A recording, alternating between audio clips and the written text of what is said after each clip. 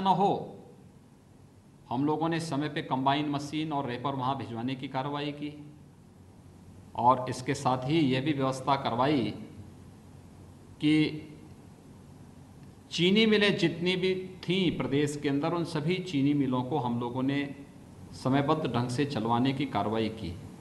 Infection भी नहीं हो लेकिन किसानों को भी समस्या न हो, इसके बारे में पूरी चिंता करने का कार्य भी किया गया। प्रवासी कामगारों का मामला हो या कोटा और प्रयागराज में जितने भी हमारे प्रतियोगी छात्र प्रतियोगी परीक्षाओं की तैयारी कर रहे थे, इन सब का मामला हो, इन्हें भी सुरक्षित वापस लाने और उनके घरों तक पहुंचाने का कार्य रहा हो, या प्रवासी कामगार और श्रमिकों को सुरक्षित उनके घरों तक पहुंचाने का कार्य रहा हो, पूरी ईमानदारी पूरी प्रतिबद्धता के साथ सरकार ने केंद्र सरकार के साथ मिलकर के इस कार्य को संपन्न किया। उत्तर प्रदेश देश में आबादी का सबसे बड़ा राज्य है, 24 करोड़ की हमारी आबादी है, लेकिन अगर आप देखेंगे कोरोना के मामले में देश के अंदर और दुनिया के अंदर बेहतर उदाहरण उत्तर प्रदेश की जनता ने प्रस्तुत किया है। मैं उत्तर प्रदेश की जनता का इसके लिए स्वागत करता हूं, अभिनंदन करता हूं। लेकिन साथ साथ हमने विकास के कार्यों को भी तेजी लाई है। आज हमारा बुंदेलखंड एक्सप्रेसवे युद्ध स्तर पर बन रहा है, कानपुर मेट्रो का काम युद्ध स्तर पर चल रहा है, आगरा में मेट्रो का काम प्रारंभ होने वाला है, पूर्वांचल एक्सप्रेसवे युद्ध स्तर पर बन रही है, गंगा एक्सप्रेसवे के लिए भूमि अधिग्रहण की कार्रवाई युद्ध स्तर पर चल रही है। यानी लगातार इन सभी कार्यों को आगे बढ़ाने के कार्य भी युद्ध स्तर पर चल रहे हैं। कहीं मेडिकल कॉलेज बन रहा है, कहीं पर विश्वविद्यालय बन रहा है, कहीं महाविद्यालय बन रहा है, कहीं पर अटल आवासीय विद्यालयों के माध्यम से निराश्रित बच्चों के लिए उनके लिए आवासीय विद्यालय बनाने की कार्रवाई हो रही है। एक निरंतर चलने वाली प्रक्रिया का इसको पार्ट बनाया गया। यानी सरकार एक सकारात्मक दिशा में आदरणीय प्रधानमंत्री मोदी जी के मार्गदर्शन में कार्य कर रही है और आज उसका परिणाम हम सबके सामने है कि हम लोग विकास की उस प्रक्रिया के साथ समाज के प्रत्येक तबके को जोड़ने का कार्य कर रहे हैं और ये कार्य एक निरंतरता के साथ आगे बढ़ते जा रहे हैं। आप सब जानते हैं यही उत्तर प्रदेश है। आज से 3.5 वर्ष पहले उत्तर प्रदेश की स्थिति क्या थी? सड़कों में गड्ढे ही गड्ढे थे, बिजली नहीं आती थी, कानून व्यवस्था की स्थिति अत्यंत खराब थी, सर्वत्र अराजकता का तांडव था और विभिन्न प्रकार से लोग त्रस्त थे। भ्रष्टाचार चरम पर था। पिछले 3-3.5 वर्षों में उत्तर प्रदेश के अंदर 3 लाख से अधिक नौजवानों को सरकारी नौकरी हम लोगों ने दी। निवेश का वातावरण बना करके जो निवेश उत्तर प्रदेश में हुआ, इसमें 20 लाख से अधिक युवाओं को नौकरी मिली। 1.5 करोड़ से अधिक यूथ को रोजगार, स्वरोजगार और स्वयं के स्टार्टअप स्थापित करने के लिए हम लोगों ने उस प्रकार की सुविधाएं दी।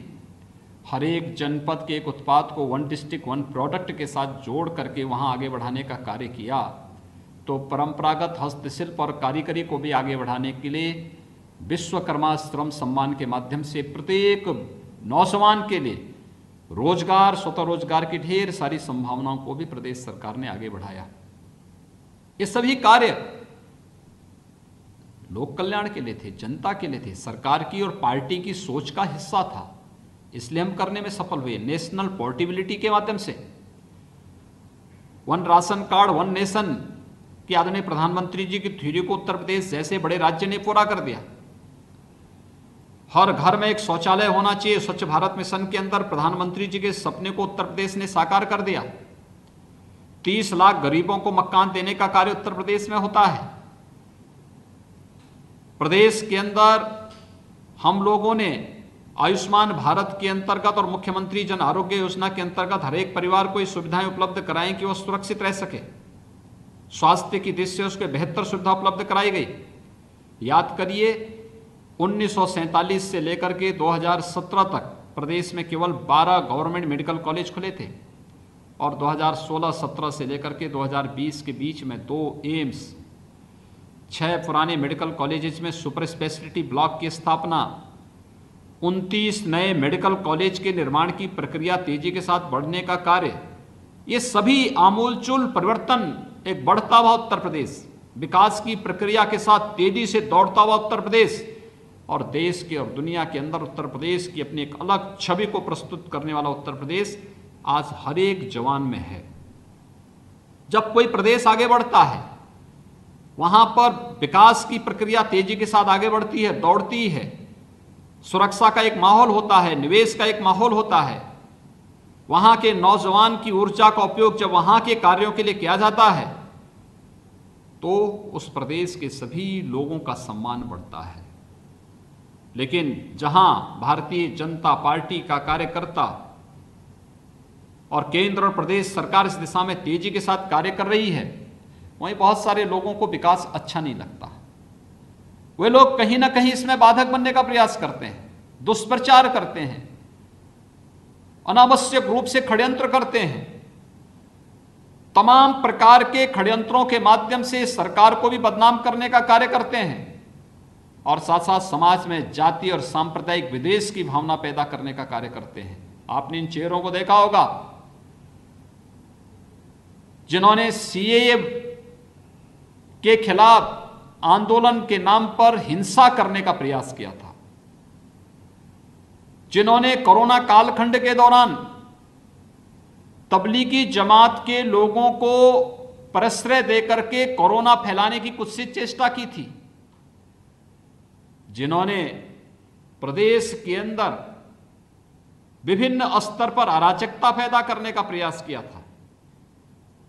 और आपने देखा होगा सरकार ने न केवल उनको बेनकाब किया बल्कि ऐसे तत्वों से सख्ती से निपटने का कार्य भी किया।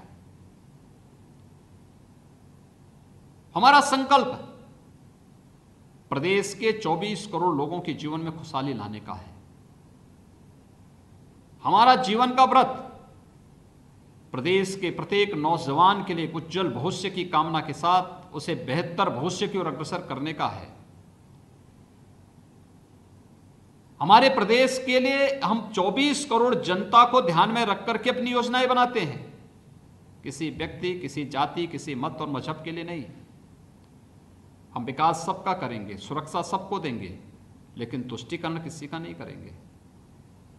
सरकार उसी एजेंडे पे चल रही है, लगातार आगे बढ़ रही है और यही कारण है बिना भेदभाव के सबको आवास मिलता है, बिना भेदभाव के सबको शौचालय मिलता है, बिना भेदभाव के विद्युत के कनेक्शन दिए जाते हैं, बिना भेदभाव के रसोई गैस के कनेक्शन दिए जाते हैं, बिना भेदभाव के आयुष्मान भारत के कार्ड उपलब्ध कराए जाते हैं। और ये बिना भेदभाव के वहां तो हुआ ही, कोरोना कालखंड में भी आपने देखा होगा कि केवल उत्तर प्रदेश के लिए नहीं, अन्य राज्यों के लोगों को भी उत्तर प्रदेश में कई कई दिनों तक क्वारंटीन सेंटर में रख करके उनकी देखभाल करना, उनकी सुरक्षा करना, उन्हें फिर सुरक्षित उनके गंतव्य तक पहुंचाने की व्यवस्था करना, यह कार्य भी प्रदेश सरकार ने किया। जब एक तरफ विकास के कार्य चल रहे हों, एक विकासपरक सोच को लेकर के हम आगे बढ़ रहे हों, तो स्वाभाविक रूप से ओवरऑल परसेप्शन बदलता है वो शासन का और वह सम्मान बढ़ाता है प्रदेशवासियों का, और हम उसी दिशा में आगे बढ़ने का कार्य कर रहे हैं। अब उत्तर प्रदेश का वासी अपना राशन कार्ड लेकर के, अगर उत्तर प्रदेश में तो उत्तर प्रदेश में राशन ले सकता है, उत्तर प्रदेश में नहीं है, उत्तर प्रदेश के बाहर कहीं है, उसे राशन की आवश्यकता, अपना राशन कार्ड लेके जाएगा। अगर उस राज्य ने भी नेशनल पोर्टेबिलिटी के साथ जुड़ गया तो वहां भी उसे राशन मिल सकता है। यानी जगह जगह जाकर राशन कार्ड बनाने की आवश्यकता नहीं पड़ेगी। ये कार्य सरकार कर रही है। और कानपुर की पहचान मां गंगा भी है। नमामि गंगे के माध्यम से आदरणीय प्रधानमंत्री जी ने कानपुर में गंगा की अविरलता और निर्मलता के कार्यक्रम से स्वयं अभिभूत होकर के कानपुर प्रधानमंत्री जी पधारे थे। कानपुर में किस प्रकार से गंगा जी में आपने देखा होगा कि अब शीशामऊ नाले में एक भी बूंद सीवर गंगा में नहीं गिरता है। यानी ये है कार्य, और नहीं तो 100 वर्षों से वहां पर लाखों मीट्रिक टन सीवर प्रतिदिन गिरता था गंगा जी में। गंगा जी कानपुर के बाद तो बिल्कुल कितनी प्रदूषित दिखती थी। सरकार आस्था का भी सम्मान कर रही है, सरकार विकास के कार्य को भी कर रही है, सरकार नौजवानों के हितों के लिए भी कदम उठा रही है और किसानों की समृद्धि के लिए भी निरंतर कार्य कर रही है। आपने देखा होगा किसानों के हित के लिए अभी सरकार 3 प्रकार के कृषि विधेयकों को संसद से पास कराई। कैसा दुष्प्रचार करने का प्रयास हुआ। यानी विपक्ष के पास दुष्प्रचार करने के सिवाय कोई भी दूसरा मुद्दा नहीं बचा है। वे निरंतर कुछ न कुछ ऐसी बातें करने का प्रयास करते हैं जिससे समाज में विद्वेष पैदा हो, समाज में अनावश्यक उत्तेजना पैदा हो, और ये शुभ लक्षण नहीं है। ये नकारात्मक सोच डेवलपमेंट को रोकती है। और मैं आप सबका आह्वान करूंगा कि हमें विपक्ष के इस नकारात्मक सोच को पर्दाफाश करना चाहिए, जनता को बताना चाहिए। ये लोग अपने समय में गरीब को राशन नहीं दे पाए, मकान नहीं दे पाए, शौचालय नहीं दे पाए, बिजली का कनेक्शन नहीं दे पाए, आयुष्मान भारत का राशन कार्ड नहीं दे पाए, स्टार्टअप की योजना, स्टैंड अप की योजना, डिजिटल इंडिया की योजना, मेक इन इंडिया की योजना को नहीं लागू कर पाए। लेकिन आज तो सरकार है। हम लोगों ने कानपुर को डिफेंस कॉरिडोर का भी एक नोड बनाया है। यानी ये सारी चीजें एक दूसरे के साथ जुड़ती हुई दिखाई दे रही है। और इसलिए मैं सबसे पहले इन चीजों को आपका आह्वान करूंगा कि हमें इन सब चीजों के प्रति व्यापक कार्य योजना बना करके एक एक लाभार्थी के पास जाना पड़ेगा। देखिए, ये चुनाव है, उपचुनाव है। कोरोना के प्रोटोकॉल का पालन करते हुए इस पूरे चुनाव की प्रक्रिया को हमें आगे बढ़ाना है। और इसमें हमें ध्यान देना होगा कि किसी भी स्थिति में हम लोग उस गाइडलाइन का उल्लंघन न करें जिसके कारण कहीं भी कोरोना का संक्रमण फैलता हो। सोशल डिस्टेंसिंग का पालन करना, मास्क लगाना, किसी को छू लिया तो सैनिटाइजर से हाथ धो लेना, क्योंकि जब तक कोई वैक्सीन नहीं आ जाता है, जब तक कोई दवा नहीं आती है, तब तक बचाव ही इसका सबसे बड़ा उपचार है। और इसलिए बचाव के लिए स्वयं तैयार रहते हुए लोगों को तैयार करना है।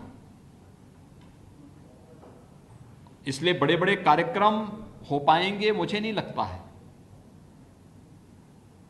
लेकिन मैं चाहूंगा कि आप में से हर व्यक्ति, हर कार्यकर्ता अपने अपने बूथों का गठन करते हुए जनसंपर्क की एक बेहतर टोली वहां गठित करें।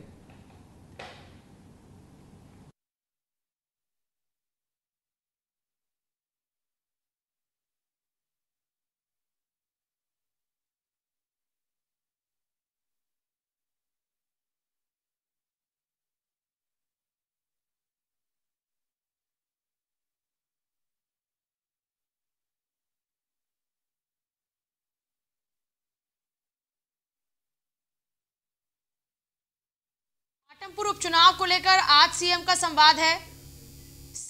बूथ स्तर के कार्यकर्ताओं के साथ वर्चुअल संवाद कर रहे हैं। 7 सीटों पर उपचुनाव को लेकर तैयारियां इन दिनों जोरों पर हैं। आज घाटमपुर उपचुनाव के लिए कार्यकर्ताओं से संवाद कर रहे हैं। कल टूनका के कार्यकर्ताओं से संवाद कर रहे थे और उनसे भी संवाद में ही कहा था कि बूथ जीता तो चुनाव जीता, और हमने बूथ भी जीता है, चुनाव भी जीता है। आज घाटमपुर उपचुनाव को लेकर संवाद के दौरान में रोजगार से लेकर कई अन्य मुद्दों को लेकर भी बातचीत कर रहे हैं योगी। प्रवासी कामगारों और विद्यार्थियों का ध्यान रखा गया। लॉकडाउन के दौरान में और लॉकडाउन के बाद किस तरीके से सरकार ने काम किया, कोरोना के मामले में उत्तर प्रदेश ने कैसे नया उदाहरण पेश किया, यूपी सरकार लगातार कैसे युद्ध स्तर पर काम कर रही है, पीएम मोदी के मार्गदर्शन में सरकार सकारात्मक दिशा में किस तरह से आगे बढ़ रही है, इन तमाम पहलुओं को लेकर अपने कार्यकर्ताओं से बातचीत कर रहे हैं। हम एक विकासपरक सोच को लेकर आगे बढ़ रहे हैं और हमने बिना किसी भेदभाव के सभी के विकास को लेकर आगे बढ़ने का फैसला किया और हम उसी तरीके से आगे लगातार बढ़ते रहे। लगातार देखिए उपचुनाव को लेकर ये संवाद का जो कार्यक्रम है वो चल रहा है और आज भी सीएम योगी ने इसी संवाद के दौरान में लगातार बातचीत की है कार्यकर्ताओं से कई मसलों को लेकर। देखिए उपचुनाव में सरकार की भी साख दांव पर है क्योंकि ये उपचुनाव 2022 के माहौल को तय करेंगे और विपक्ष 2022 को लेकर क्या कुछ तैयारियां कर रहा है वो भी सामने। लेकिन इस दौरान में सीएम योगी के कंधों पर क्योंकि तमाम उपचुनाव की जिम्मेदारी है, ऐसे में उपचुनाव को लेकर योगी लगातार इससे पहले कई विकास परियोजनाओं को इन इलाकों में लोगों को सुपुर्द करके आए हैं और अब कार्यकर्ताओं से बूथ स्तर पर कार्यकर्ताओं से बातचीत कर रहे हैं क्योंकि ये बीजेपी की स्ट्रैटेजी है कि बूथ स्तर पर पहुंच होनी चाहिए। और जैसा आपने सुना भी कल साफ तौर पर कहा कि बूथ जीता तो चुनाव जीता। और इसके साथ ही साथ कोरोना काल में किस तरीके से सरकार ने काम किया, किस तरीके से नए उदाहरण पेश किए और रोजगार के अवसरों के लिए क्या कुछ काम किया, जो प्रवासी लोग यहाँ पर आए उनके लिए क्या कुछ प्रयास किए गए, प्रदेश के विकास के लिए क्या कुछ प्रयास किए गए और उत्तर प्रदेश में कैसे युद्ध स्तर पर लगातार विकास के कार्य हो रहे हैं, कैसे पीएम मोदी के मार्गदर्शन में सरकार सकारात्मक दिशा में आगे बढ़ रही है, काम कर रही है। इन्हीं तमाम पहलुओं को लेकर